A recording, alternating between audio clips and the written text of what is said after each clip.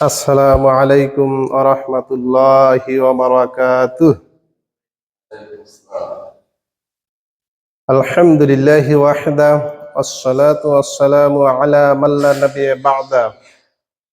আম্মা বা'দ, ফাআউযু বিল্লাহি মিনাশ শাইতানির রাজীম।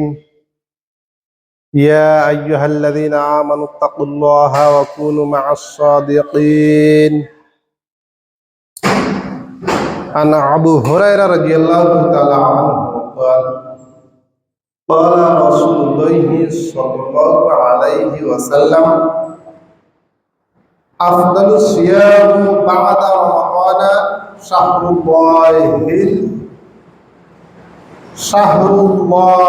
المحرم وأفضل الصلاة بعد أخيه صلاة الليل রাহু মুসলিম। ইয়া আইয়ুহাল্লাযীনা আমানু সাল্লু আলাইহি ওয়া সাল্লিমু তাসলিমা। আল্লাহুম্মা সাল্লি আলা মুহাম্মাদিন ওয়া আলা আলি মুহাম্মাদ কামা সাল্লাইতা আলা ইব্রাহিম ওয়া আলা আলি ইব্রাহিম إنك حميد مجيد. اللهم بارك على محمد وعلى آل محمد كما باركت على إبراهيم وعلى آل إبراهيم إنك حميد مجيد. সম্মানিত আজকের জুমার মুসল্লিয়ান ইকরাম, মহান আল্লাহ রাব্বুল আলামিনের দরবারে আমরা সবাই শুকরিয়া আদায় করছি। সকলে বলি আলহামদুলিল্লাহ। সাইয়্যিদুল সাকলাইন, সাইয়্যিদুল বাশার জনাবে মুহাম্মদুর রাসূলুল্লাহ, সকলে বলি সাল্লাল্লাহু আলাইহি ওয়াসাল্লাম। আজকের জুমার সংক্ষিপ্ত আলোচনা হবে সত্য মিথ্যার পার্থক্য সম্পর্কে এবং তারপর কিছু আলোচনা হবে মুহররম সম্পর্কে। এই সত্য মিথ্যা এবং মুহররম সম্পর্কে কিছু তত্ত্ববহুল আলোচনা করার চেষ্টা করব ইনশাআল্লাহুল আজিজ। মহান আল্লাহ রাব্বুল আলামিন পৃথিবীতে অগণিত নবী রাসূল প্রেরণ করেছেন, একত্ববাদের দাওয়াত দিয়েছেন এবং প্রত্যেক নবী ছিলেন সত্যবাদী। প্রত্যেক আম্বিয়া কিরাম ছিলেন কি? সত্যবাদী। পৃথিবীতে নবী রাসূলকে আল্লাহ তাআলা সত্যবাদী হিসেবে প্রেরণ করেছিলেন, কেননা তারা যদি মানুষের সাথে মিথ্যা কথা বলতো তাহলে মানুষ তাদেরকে মেনে নিত না। আল্লাহ রাব্বুল আলামিন এই সম্পর্কে কুরআনুল কারীমের বহু জায়গায় বলে দিয়েছেন। তার মধ্যে একটি আয়াত সূরা তাওবা আয়াত 119, আল্লাহ তাআলা বলেন, ইয়া আইয়ুহাল্লাযীনা আমানু তাকুল্লাহ ওয়া কুনু মা'আস সাদিকিন। হে ঈমানদারগণ, হে বিশ্বাসীগণ, তোমরা আল্লাহকে ভয় করো আর সত্যবাদীদের সাথে থাকো। যারা সঠিক পথে চলে, যারা সত্য কথা বলে, তোমরা তাদের সাথে থাকো, তাদের সংস্পর্শে যাও। এখন সত্যবাদী আমরা কিভাবে যাচাই করব? সাধারণত আমরা তো মনে করি মানুষ সমাজে যাকে সবাই ভালো বলে, সত্যবাদী বলে, সেই সত্য। কিন্তু আমরা কোরআন হাদিস দিয়ে যাচাই করি না যে তার কথাগুলো কতটুকু কোরআন হাদিস সম্মত সত্য। যেই ব্যক্তি কোরআন হাদিসের বাহিরে এবং মানুষের মাঝে গল্প গুজব করবে, মিথ্যা কাহিনী বলবে, এই সকল মানুষ সত্যবাদী নয়। যারা কোরআন এবং হাদিস অনুকরণ করে মেনে চলে তারাই হলো সত্যবাদী। তাহলে আল্লাহ তাআলা বললেন যে তোমরা আল্লাহকে ভয় করো এবং সত্যবাদীদের অন্তর্ভুক্ত হও, সত্যবাদীদের সাথে থাকো। আল্লাহ তাআলা কোরআনুল কারীমের সূরা বানী ইসরাঈলের ৮০ নম্বর আয়াত এবং ৮১ নম্বর আয়াত আল্লাহ তাআলা বলেন, আকুল রব্বি আদখিলনি মুদখালা সিদকিন ওয়া আখরিজনি মুখরাজা সিদকিন ওয়াজআলনি মিন লাদুনকা সুলতানান নাসীরা। আল্লাহ তাআলা আল্লাহর নবীকে বলেন, হে নবী আপনি বলেন, আল্লাহর নিকট বলেন, আল্লাহর কাছে বলেন, হে আল্লাহ আপনি আমাকে যেখানেই নিয়ে যান আমাকে সততার সহিত নিয়ে যাবেন এবং যেখান থেকে আমাকে বাইর করে নিয়ে আসবেন সততার সহিত বের করে নিয়ে আসবেন। এখন আল্লাহর নবী মক্কা থেকে মদিনায় যখন গেলেন অথবা কোনো জায়গায় হিজরত করতে গেলেন তখন আল্লাহর কাছে এই দোয়া করতেন যে হে আল্লাহ আপনি আমাকে যেখানেই নিয়ে যাচ্ছেন যেখানেই নিয়ে যান আমাকে সততার সহিত নিয়ে যাবেন এবং ওখান থেকে আমি যেন সততার সহিত ফিরে আসতে পারি। আমরা যখন কোনো কাজকর্মে যাই, ধরেন কেউ শাহজাদপুর যায়, কেউ তালগাছি যায়, কেউ ঢাকা যায়, মানে যে যেখানে যায় তখন আল্লাহর কাছে এই মন্তব্য এই দোয়া করতে হবে, হে আল্লাহ আমি যে শাহজাদপুর যাচ্ছি, আমি যে তালগাছি যাচ্ছি, আমি যে ঢাকা যাচ্ছি, আল্লাহ তুমি আমাকে সততার সহিত নিয়ে যেও। কাজের উদ্দেশ্যে যাই আর সফরে যাই আর যে কোনো কাজে যাই, তাহলে আমাদের কি আল্লাহ তাআলার কাছে কি পানাত করতে হবে, কি আল্লাহ দোয়া করতে হবে আমাদের আল্লাহর নিকট যে হে আল্লাহ আমরা যে যাচ্ছি আমাদের সততার সহিত নিয়ে যাও এবং আমাদের সততার সহিত ফিরে নিয়ে আসো। আল্লাহ তাআলা বলেন জাল হক ওয়া যাহাকাল বাতিল ইন্নাল বাতিলা কানা যাহুকা। এসেছে সত্য চলে গেছে মিথ্যা, নিশ্চয় মিথ্যা চিরদিন মিথ্যা। কারণ মিথ্যা কোনোদিন সত্য হতে পারে না, সত্যের উদ্ঘাটন হবেই হবে ইনশাআল্লাহ, সত্যের বিজয় হবে। সত্য যদিও কোনো কাজ সত্য হয়ে থাকে, কোনো ঘটনা সত্য ঘটনা হয়ে থাকে আমরা ধামাচাপা দিয়ে রাখি, কিন্তু একদিন সেই সত্য কি হয়ে যায়, প্রকাশ হয়ে যায়। আল্লাহ তাআলা আল্লাহর নবীকে এই বললেন যে যখন আল্লাহর নবী কাবা ঘরে গেলেন, কাবা ঘরে যা দেখলেন যে 360টি মূর্তি রয়েছেন, তখন একটি লাঠি হাতে করে নিয়ে আল্লাহর নবী বললেন, একটা বাড়ি মারলেন এবং সব মূর্তিকে বাড়ি দিচ্ছে আর বলছে জাল হক, এসেছে সত্য, ওয়া যাকাল বাতিল, চলে গেছে মিথ্যা, ইন্নাল বাতিলা, নিশ্চয় মিথ্যা, কানা যাহুকা, চিরদিন মিথ্যে। কারণ এটা কোনো সত্য ধর্ম হতে পারে না। যেই ধর্মের 360টি মূর্তি থাকে সেই ধর্মে কখনো সত্য ধর্ম হতে পারে না। সত্য ধর্ম এক, আল্লাহ তাআলা বলে দিয়েছেন ইন্নাল লাহিল ইসলাম, ইন্নাল দীনা ইসলাম। আয়াতে আল্লাহ তাআলা বলে দিয়েছেন যে সঠিক ধর্মই হলো ইসলাম। ইন্নাদ দীনা ইনদাল্লাহিল ইসলাম, সঠিক ধর্ম হচ্ছে একমাত্র মনোনীত ধর্ম হচ্ছে ইসলাম। এই জন্য আল্লাহ রাব্বুল আলামিন আল্লাহর নবীকে বলে দিলেন, তখন আল্লাহর নবী বললেন জাল হক ওয়া যাকাল বাতিল ইন্নাল বাতিলা কানা যাহুকা। যখন এসেছে সত্য চলে গেছে মিথ্যা, নিশ্চয় মিথ্যা চিরদিন মিথ্যা। কারণ মিথ্যা চিরকাল মিথ্যেই থাকে আর সত্য চিরকাল সত্য হয়ে যায়। সত্য মানুষের মাঝে প্রকাশিত হয়, সত্য মানুষের মাঝে ধীরে ধীরে প্রকাশিত হয়। এটাই হতেছিল ইসলাম, যেটা সত্যের ধর্ম। সত্যের ধর্ম তাই মানুষকে সত্যতাই শিখায়, যে মানুষকে সততা কিভাবে চলতে হবে, মানুষের মাঝে কিভাবে চলতে হবে, এই চলাফেরা এই আচার আচরণ আল্লাহ নবী সাল্লাল্লাহু আলাইহি ওয়াসাল্লামের মাধ্যমে আল্লাহ রাব্বুল আলামিন সত্যতা শিখিয়ে দিয়েছেন। আল্লাহ তাআলা কোরআনুল কারীমে বলেন ওয়াজকুর রাব্বাকা ফিল কিতাবি ইব্রাহিম ইন্না কানা সিদ্দিকান নাবিয়্যা। আল্লাহ তাআলা বলেন যে হে নবী আপনি কিতাবে ইব্রাহিমকে স্মরণ করেন। ইব্রাহিম আলাইহিস সালাম ছিলেন সত্য নবী। ইব্রাহিম আলাইহিস সালাম কি ছিলেন? সত্য নবী। অতএব আপনি কিতাবে ইব্রাহিম মানে ইব্রাহিম আলাইহিস সালামের প্রতি আপনি স্মরণ করেন যে তিনি কেমন সত্য নবী ছিলেন, তিনি কেমন সত্যবাদী নবী ছিলেন, আপনি তাকে স্মরণ করেন, তার শরণাপন্ন আপনি হন।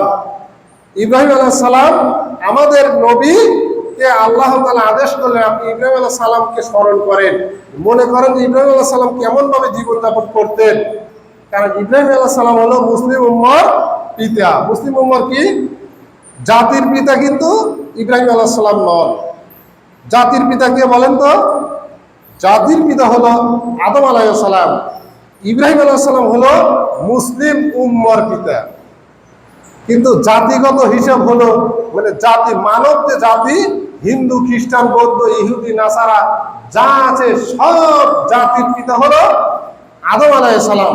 আর মুসলিম জাতির পিতা হলো, মুসলিম উম্মার পিতা হলো ইব্রাহিম আলাইহিস সালাম। এই কথা বোঝা গেল না মনে হয়? মুসলিম উম্মার পিতা ইব্রাহিম আলাইহিস সালাম আর জাতির পিতা হলো আদম আলাইহিস সালাম। এই জন্য আল্লাহ তাআলা বললেন আপনি কিতাবে ইব্রাহিমকে স্মরণ করেন, কারণ ইব্রাহিম আলাইহিস সালাম ছিলেন সত্য নবী। ইন্নাহু লা ইয়ালামু মুসরিফুল কাযযাব। আল্লাহ তাআলা বলেন যে আপনি মানে রাসূল সাল্লাল্লাহু আলাইহি ওয়াসাল্লামকে আল্লাহ তাআলা বলে দিলেন মিথ্যুক সীমালঙ্ঘনকারী, এদেরকে আল্লাহ তাআলা সঠিক পথ দেখান না। মিথ্যুক কাযযাব যারা, এদেরকে আল্লাহ কি করেন না? সঠিক পথ দেখান না। আল্লাহ সঠিক পথ কাদের দেখান না? মিথ্যুক, যারা মিথ্যাবাদী, যার সন্তান।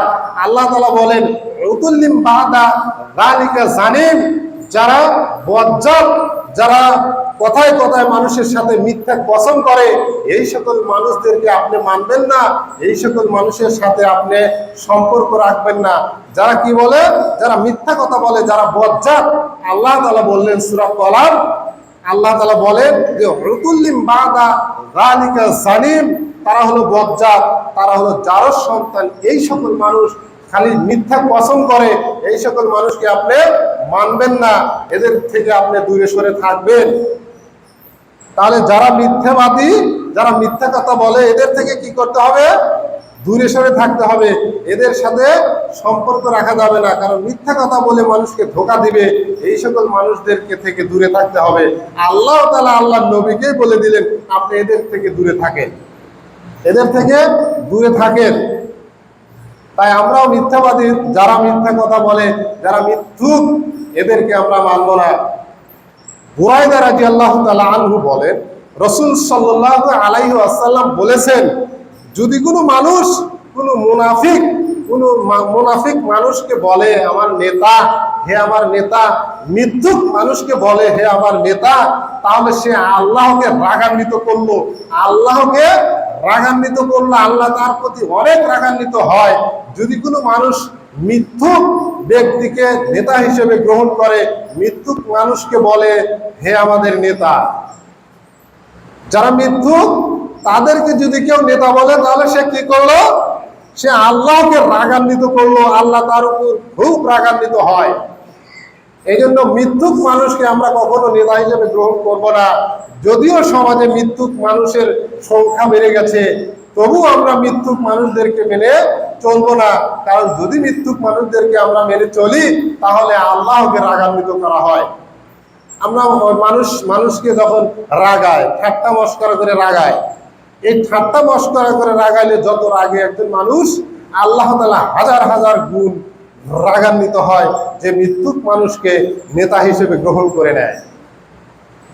উবায়দা বিন সামিত রাদিয়াল্লাহু তাআলা আনহু বলেন রাসূল সাল্লাল্লাহু আলাইহি ওয়াসাল্লাম বলেছেন আমি তোমাদের জন্য জান্নাতে একটি ঘর নিয়ে দেওয়ার জন্য জামিনদার হব।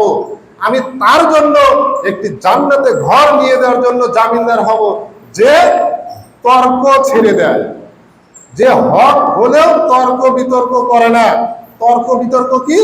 ঝগড়া বিবাদ, তর্ক বিতর্ক করে না। যে তর্ক বিতর্ক করলে মানুষের সাথে ঝামেলা বেড়ে যায়, ঝগড়া বিবাদ বেড়ে যায়। এই তর্ক বিতর্ক যদি কেউ ছেড়ে দিতে পারে, আমি মুহাম্মদ সাল্লাল্লাহু আলাইহি সাল্লাম তার জন্য জান্নাতে একটি ঘর নিয়ে দেওয়ার জন্য জামিনদার হয়ে যাব। আল্লাহ নবী বলেন যে জান্নাতের মাঝামাঝিতে আমি তার জন্য একটি ঘর নিয়ে দেওয়ার জন্য জামিনদার হব, যে মিথ্যা পরিহার করে। কি করে?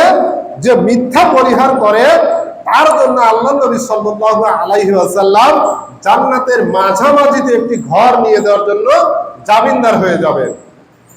আল্লাহ নবী সাল্লাল্লাহু আলাইহি ওয়াসাল্লাম বলেন, আমি জান্নাতের সবচাইতে উচ্চ মানের ঘর নিয়ে দেওয়ার জন্য জামিনদার হব যার চরিত্র ভালো করে। তাহলে যার চরিত্র ভালো করে তার জন্য আল্লাহ নবী সাল্লাল্লাহু আলাইহি ওয়াসাল্লাম জান্নাতের সর্বোচ্চ যে ঘর, সেই ঘর নিয়ে দেওয়ার জন্য জামিনদার হবে। যার সুন্দর চরিত্র হবে, এই সুন্দর চরিত্র মানুষরা উচ্চ মানের ঘর পাওয়ার অধিকার রাখে। আল্লাহ নবী সাল্লাল্লাহু আলাইহি ওয়াসাল্লাম বলে দিয়েছেন যে যারা মিথ্যা পরিহার করবে, যারা তর্ক পরিহার করবে, যারা চরিত্র ভালো করবে, এই তিন শ্রেণীর মানুষের জন্য আমি আল্লাহ তাআলার নিকট জান্নাতে সবচাইতে উচ্চ মানের ঘর এবং মাঝখানের ঘর এবং সুন্দর একটা ঘর নিয়ে দেওয়ার জন্য জামিনদার হয়ে যাব। সুবহানাল্লাহ। তাহলে আমরা কি ভালো চরিত্রবান হতে চাই? আমরা কি মিথ্যা পরিহার করতে চাই না? আমরা মিথ্যা পরিহার করব। আমরা কথা বলতে গিয়ে কত না মিথ্যা বলে ফেলি, কিন্তু মিথ্যা বলা যাবে না। মিথ্যা যদি বলি তাহলে আমাদের জান্নাতের যে উচ্চমানের ঘর, জান্নাতের যে মাঝামাঝি ঘর, সেটা আর আমাদের ভাগ্যে হবে না। অতএব আমরা চেষ্টা করব মিথ্যা পরিহার করা। আব্দুল্লাহ ইবনে আমর রাদিয়াল্লাহু তাআলা আনহু বলেন, রাসূল সাল্লাল্লাহু আলাইহি ওয়াসাল্লামকে জিজ্ঞাসা করলাম, ইয়া রাসূলুল্লাহ, সবচেয়ে ভালো মানুষকে? তখন আল্লাহ নবী বললেন, হিংসা বিদ্বেষ মুক্ত অন্তর পরহেজগার ব্যক্তি হলো সবচেয়ে ভালো মানুষ, এবং যে মিথ্যা পরিহার করে, যে সত্য কথা বলে, সেই হলো সবচেয়ে ভালো মানুষ। তখন সাহাবীরা বললেন, ইয়া রাসূলুল্লাহ, মিথ্যা পরিহার করা বুঝলাম, কিন্তু হিংসা বিদ্বেষ মুক্ত অন্তরের পরহেজগার, এগুলো তো আমরা বুঝতে পারলাম না, আমাদেরকে একটু বুঝিয়ে বলুন। তখন আল্লাহ নবী বললেন, পাপ নেই যার, সেই হলো পরহেজগার। সীমা লঙ্ঘন নেই যার, সেই হলো পরহেজগার। পাপ নেই যার, সেই হলো পরহেজগার। সীমা লঙ্ঘন নেই যার, সেই হলো পরহেজগার। হিংসা নেই যার, সেই হলো পরহেজগার। মিথ্যা কথা নেই যার, সেই হলো পরহেজগার। তো পাপ নেই যার, সে পরহেজগার। তো পাপ তো সবারই। তো এমন কোন মানুষ আছে মুহাম্মদ সাল্লাল্লাহু আলাইহি ওয়াসাল্লাম ব্যতীত যে পাপ নেই? মানে পাপ তো সবারই। তাহলে আল্লাহ রাব্বুল আলামিন আল্লাহ নবীকে দিয়ে বলালেন যে পাপ নেই যার, সেই হলো পরহেজগার। তার মানে যে যখন পাপ করবে, পাপ করার পরে আল্লাহর কাছে ক্ষমা চাইবে, আল্লাহ তাআলা তাকে ক্ষমা করে দিবে, তখন সেই হয়ে যাবে পরহেজগার। কথা বোঝা গেল না মনে হয়? যেই ব্যক্তি পাপ করলো, পাপ করার পরে আল্লাহর কাছে ক্ষমা চাইলো, ক্ষমা চাওয়ার পরে সে হয়ে যাবে পরহেজগার। সীমা লঙ্ঘন নেই যার, সেই হলো পরহেজগার। সীমা লঙ্ঘন তো সবাই কম বেশি করে। সীমা লঙ্ঘন কি? সীমা লঙ্ঘন হলো এমন, আপনি বাজারে গেলেন, বাজারে ধরেন 1 কেজি আলু কিনছেন, 1 কেজি আলু আপনি পাল্লায় তুলে দিচ্ছেন, দোকানদারও তুলে দিচ্ছে, আপনিও তুলে দিচ্ছেন। তো তুলতে তুলতে এমন সময় পালা সমান হয়ে গেছে, মানে 1 কেজি হয়ে গেছে। এখন তো ডিজিটাল মেশিনে যখন তুলে দেওয়া হয়, তখন 1000 গ্রাম হয়, তাই 1015 বা 20 বা 100 গ্রামও যদি হয়, তারপরও আপনার হাতে একটি আলু আছে, ওই আলুটা যদি আপনি আপনার ব্যাগের মধ্যে নিয়ে নেন, তাহলে আপনি হলো সীমা লঙ্ঘনকারী। কি হবেন আপনি? আমিও যদি কাজ করি, তাহলে সেটা হবে সীমা লঙ্ঘনকারী। এইটা হলো সীমা লঙ্ঘন। এটা হলো ছোট্ট একটা সীমা লঙ্ঘন, কিন্তু কত সীমা লঙ্ঘন যে হচ্ছে তার তো কোনো বাক বিচার হচ্ছে না। এই জন্য আল্লাহ নবী বললেন যে সীমা লঙ্ঘন নেই যার, সেই হলো পরহেজগার। এখন সীমা লঙ্ঘন হয়ে গেছে, আলু নিয়েছি, তো আমরা তো যদি পারি, যেই ব্যক্তির কাছে আমরা বেশি নিয়েছি, পারলে তার কাছে ক্ষমা চেয়ে নেব। তার কাছে ক্ষমা চাইলে আমরা পরহেজগার হয়ে যাব। আর যদি ক্ষমা চাওয়ার মতো পরিস্থিতি না থাকে তাহলে কি করতে হবে?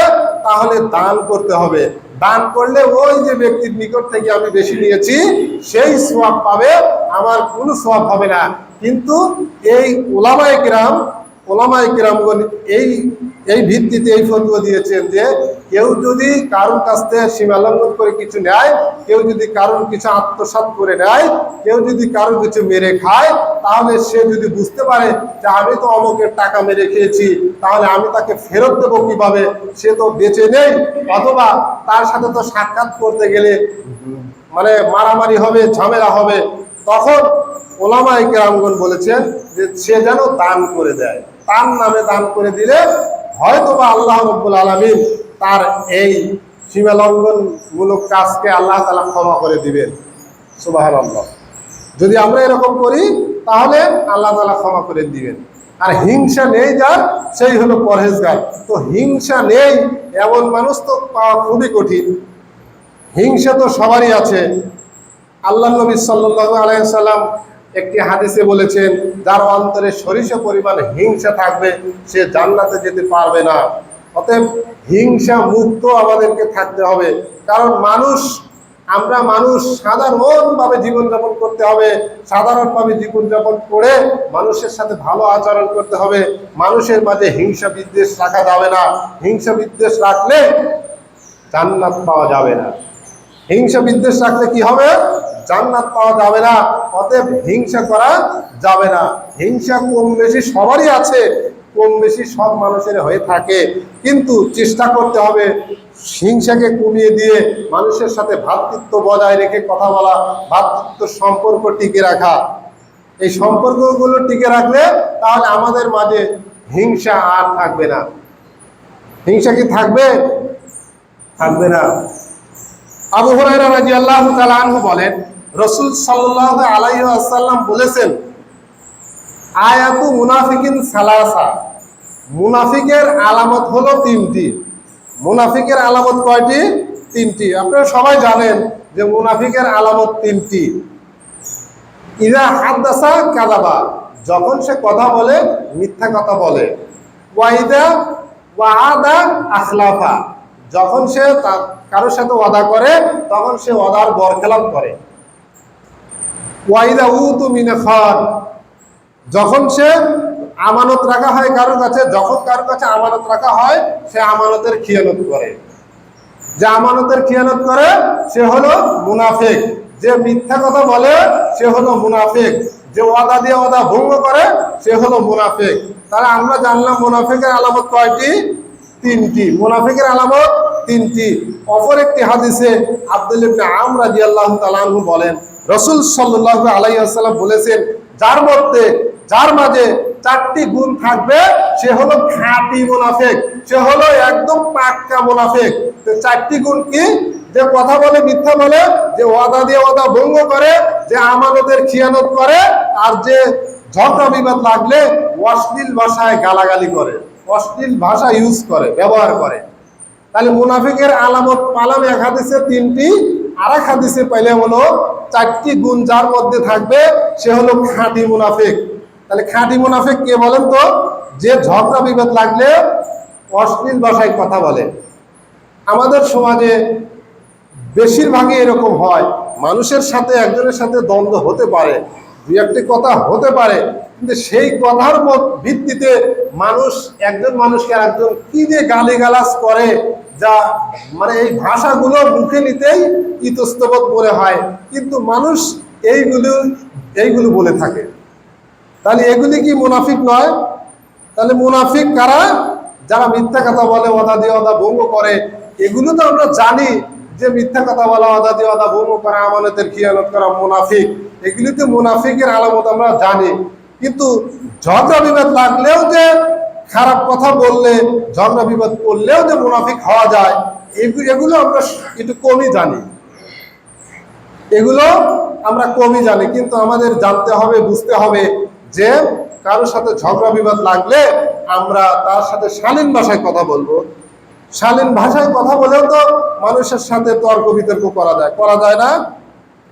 আল্লাহ তাআলা বলেছেন, যে উদু ইলা সাবিলি রাব্বিকা বিল হিকমাতি ওয়াল মাউইজাতিল হাসানাতি, মানুষের সাথে আল্লাহর দিকে যখন আল্লাহ নবীকে বললেন আপনি মানুষকে ডাকেন, মানে সৎ উপদেশের মাধ্যমে ডাকেন এবং আপনি তাদের সাথে তর্ক করেন উত্তম ভাষায়, উত্তম ভাষায় তর্ক বিতর্ক করতে হবে।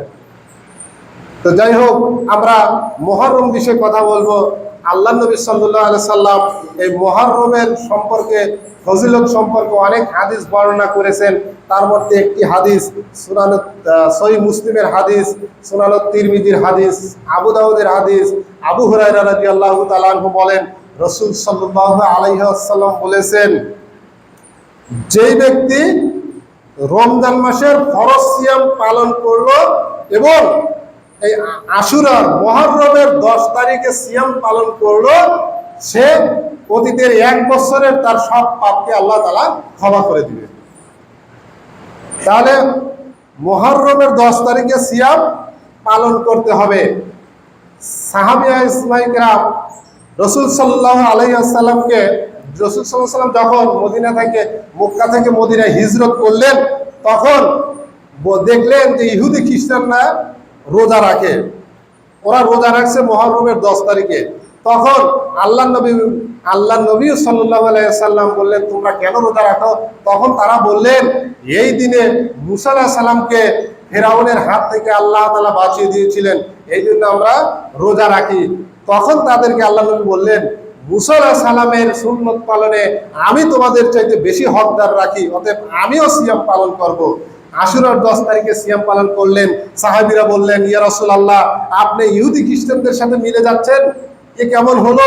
তখন আল্লাহ নবী বললেন, মুসা আলাইহিস সালামকে বাঁচিয়ে দিয়েছেন, এই জন্য শুকরিয়া হিসেবে আমি 10 তারিখে সিয়াম পালন করব এবং আগামী বছর যদি আমি বেঁচে থাকি তাহলে আমি 9 তারিখে সিয়াম পালন করব। 9 তারিখ হবে ইহুদিদের বিরোধিতা আর 10 তারিখ হবে আল্লাহ তাআলার কাছে শুকরিয়া। শুকরিয়া স্বরূপ সিয়াম পালন করতে হবে দুইটি, 9 এবং 10, এবং 11 তারিখেও করতে পারে।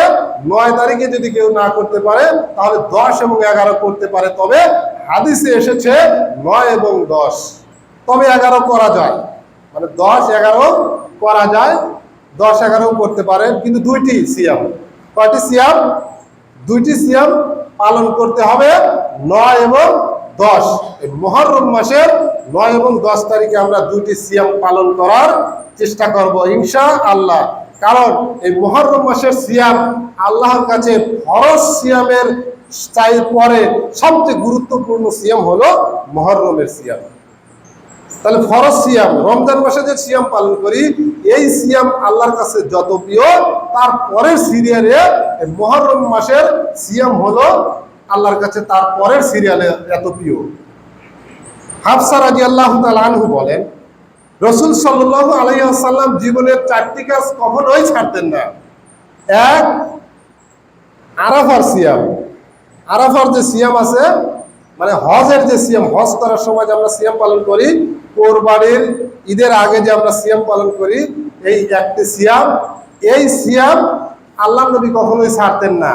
2, মুহররমের 10 তারিখের সিয়াম আল্লাহ নবী কখনোই ছাড়তেন না।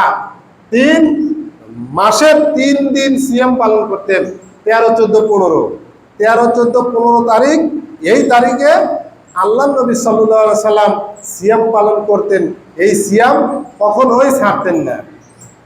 4, ফজরের সুন্নাত, ফজরের 2 রাকাত সুন্নাত আল্লাহ নবী সাল্লাল্লাহু আলাইহি সাল্লাম এগুলো ছাড়তেন না, এগুলো ধারাবাহিকভাবে পালন করতেন। তাই আমাদের সামনে মুহররম মাস, মানে মুহররম মাস তো চলে, এই মুহররম মাসে আমরা সিয়াম পালন করব কয়টি? দুইটি সিয়াম পালন করার চেষ্টা করব। তবে কেউ যদি সিয়াম পালন না করে তাহলে সে মহাপাপী হবে না। কি হবে না? মহাপাপী হবে না। সিয়াম পালন করা আল্লাহ নবীর সুন্নাত, গুরুত্বপূর্ণ একটা সুন্নাত আল্লাহ নবী করেছেন। এবং ফরজ সিয়ামের পরে গুরুত্বপূর্ণ সিয়াম হলো মুহররমের সিয়াম। অতএব আমরা মুহররমের সিয়াম পালন করার চেষ্টা করব। কারণ আল্লাহ নবী সাল্লাল্লাহু আলাইহি ওয়াসাল্লাম বিভিন্ন হাদিসে বলেছেন, 4টি মাস হলো নিষিদ্ধ মাস, 4টি মাস হলো হারাম মাস, তার মধ্যে প্রথম মাস হলো মুহররম মাস। প্রথম মাস হলো মুহররম মাস। হারাম বলতে কি বোঝায়? হারাম বলতে এই মাসে ঝগড়া বিবাদ, মানুষের সাথে যুদ্ধ, এগুলি করা যাবে না, খারাপ আচরণ করা যাবে না। এই মাসে এইগুলো হলো হারাম, এইগুলো হলো বিরত থাকতে হবে। এই জন্য আল্লাহ নবী 4টি মাসকে হারাম বলেছেন। তার প্রথম মাস হলো এই হলো কি মুহররমের সিয়াম, মানে মুহররম মাস। এই জন্য আমরা মুহররম মাসকে গুরুত্বপূর্ণ দেব, সিয়াম পালন করব। মুহররম মাসের 10 তারিখে মানুষ নানা কুসংস্কার পালন করে থাকে আমাদের সমাজে। এই সকল কুসংস্কার কেউ পালন করার চেষ্টা করবেন না। সেই দিন খিচুড়ি রান্না করতে হবে, সেই দিন মানুষের কাছ থেকে চাউল তুলে এনে খিচুড়ি রান্না করে খেতে হবে, এরকম বিধান আল্লাহর নবী দেয়নি। এরকম বিধান আল্লাহর নবীর নয়। এগুলো হলো কুসংস্কার, এগুলো হলো মানুষের না জানা সত্ত্বে এগুলি করা হয়। অতএব আমরা এগুলি করব না। আল্লাহ তাআলা আমাদেরকে সবাইকে যেন সত্যবাদী হিসেবে থাকার তৌফিক দান করেন। কেননা মুনাফিকের স্থান কোথায় হবে আপনারা জানেন তো? মুনাফিকের স্থান হবে ইন্নাল মুনাফিকিনা ফিদ দারকি আসফালি মিনান নাস, সূরা নিসা আয়াত 145। আল্লাহ রাব্বুল আলামিন বলে দিয়েছেন যে মুনাফিকের স্থান হবে জাহান্নামের সবচাইতে নিম্ন স্থানে, মানে নিম্ন স্তর, যেটা নিম্ন স্থানে। জাহান্নামের সবচাইতে নিম্ন স্থান যেটা, সেটা হবে মুনাফিকের জন্য। সেটা ইহুদি, খ্রিস্টান এবং হিন্দু এদের জন্য হবে না, কারণ ওরা তো জাহান্নামে যাবে।